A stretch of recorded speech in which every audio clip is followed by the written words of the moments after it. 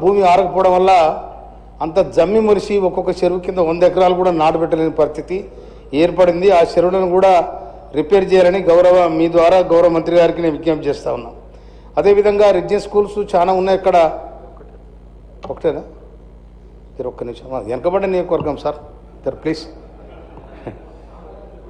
అక్కడ హాస్టల్స్ ఉన్నాయి, permanent building లేక ఆనాడు ఎట్లా కట్టిరో తెలియదు. ఆ చెరువు శిఖలో కట్టిన మొన్న వస్తే మునిగిపోయిన 3 నెలల దాకా పిల్లలు బడి బంద్ అయ్యారు. అవి పర్మనెంట్ బిల్డింగ్ కట్టాలని విజ్ఞప్తి చేస్తా ఉన్నా.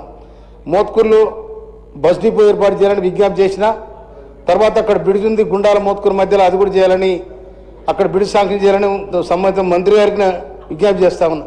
అదేవిధంగా అధ్యక్ష మొన్న జరిగిన స్థానిక ఎన్నికలల్లో బస్సులు ఆపడం వల్ల, బస్సులు రోడ్డు మీద ఆపకపోవడం వల్ల దాదాపు 3 గ్రామ పంచాయతీలు మేము ఓడిపోయినాం అధ్యక్ష.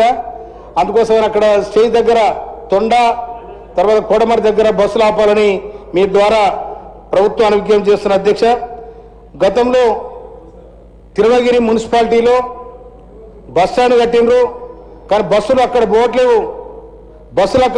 దయచేసి బస్సులు తిరుమలగిరి సెంటర్ నుంచి ఊళ్ళో పోయి వచ్చే విధంగా చర్యలు తీసుకోవాలని సంబంధిత మంత్రి గారికి నేను మనవి చేస్తా ఉన్నా. అదేవిధంగా అధ్యక్ష గత ప్రభుత్వం డబుల్ బెడ్రూమ్లు కట్టింది. ఆ డబుల్ బెడ్రూమ్లు అన్ని కూలిపోయినాయి.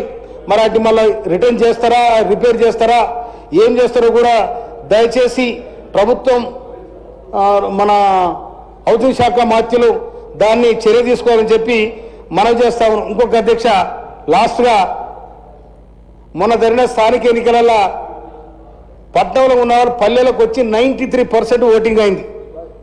కానీ మొన్న జరిగిన జూబిలీస్ ఎన్నికలలో అంత విద్యావంతులే, అంత డబ్బున్నోళ్ళే, అంత కార్లు ఉన్నోళ్ళే, కానీ 47% ఓటింగ్ అయింది.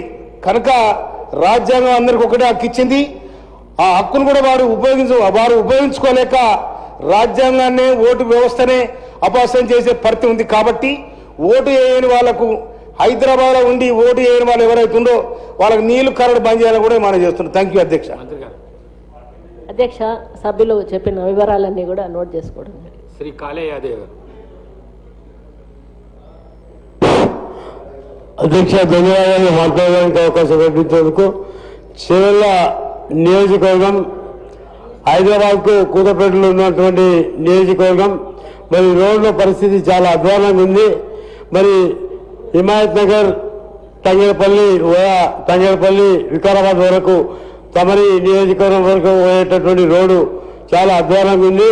అదేవిధంగా మరి చేవెళ్ల నాగర్గూడ నుంచి తిరుమలాపూర్ వరకు, అదేవిధంగా ప్రగతి రోడ్డు నుంచి